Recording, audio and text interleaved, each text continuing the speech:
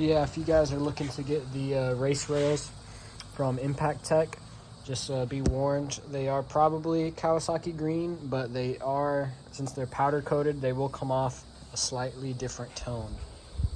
It looks pretty good right now with the reflection and everything, but it's just slightly off, and you'll see it in person a little more. So, and then they also give you some really crappy screws right here. These I made myself, or I found the right ones and adapted them myself. So the problem with theirs is they were like 10 millimeter socket heads that would stick out probably about like that, and they'd just be way bigger than this. So I've got some rounded flat head screws that were the same size and the same cut for the threads, and I screwed it in there. The only problem is I got a flat head, so it's a little hard to get tight, and you really want these tight because these will start to shake.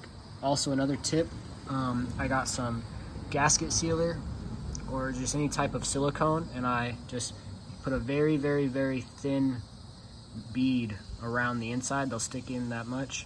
Just smear a very thin amount all around it so that it becomes really tight, and even the smallest amount will use out, so you really don't need a lot.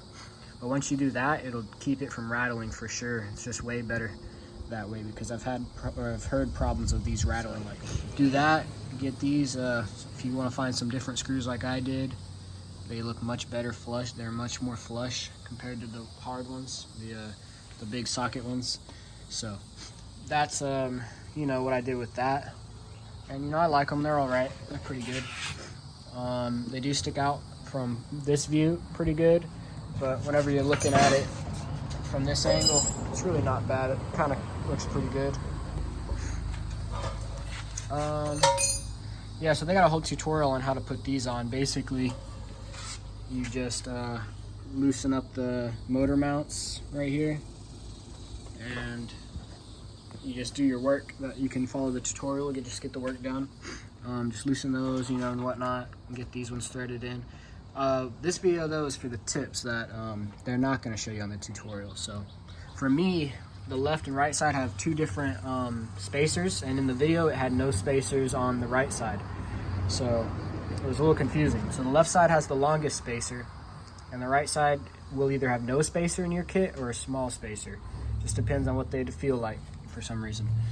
But yeah, so the one on the right will have the small spacer. The spacers are pretty trashy, to be honest. If you can find better ones, I'd recommend it. They don't fit the diameter of the screw well, so they're really shaky and they don't really mount up in the best of spots. For this one, for all the spacers, like here, they go on the outside.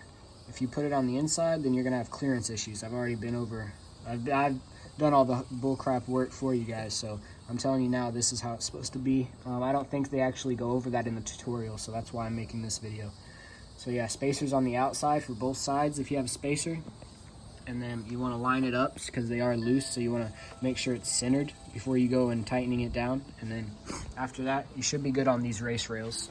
They're a good product after that. You know, there's a couple issues like what I just said, but after, you know, you do a little bit of tweaking, you know, they're a good product. So let's see, what I've also been working on, I got this tint from Vivid.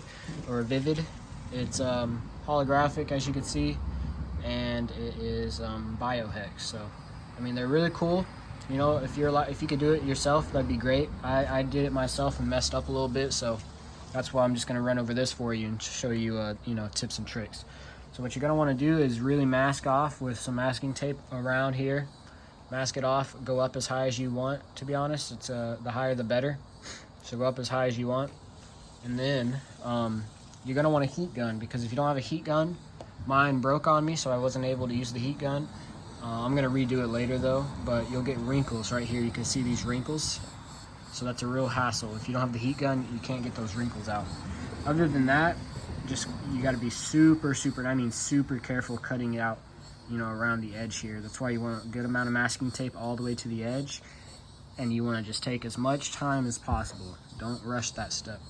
I just got a razor blade and I just trace the edge, and you don't even got to cut through it completely. You can just trace it, and if you do a small cut, then you can peel it away, but also you can just cut it completely if you want. So that's how those turned out. And yeah, that's where I'm at on the bike right now, guys. So thanks for all the comments and support, and I'll keep you guys updated. Don't forget to like, comment, and subscribe. So thank you.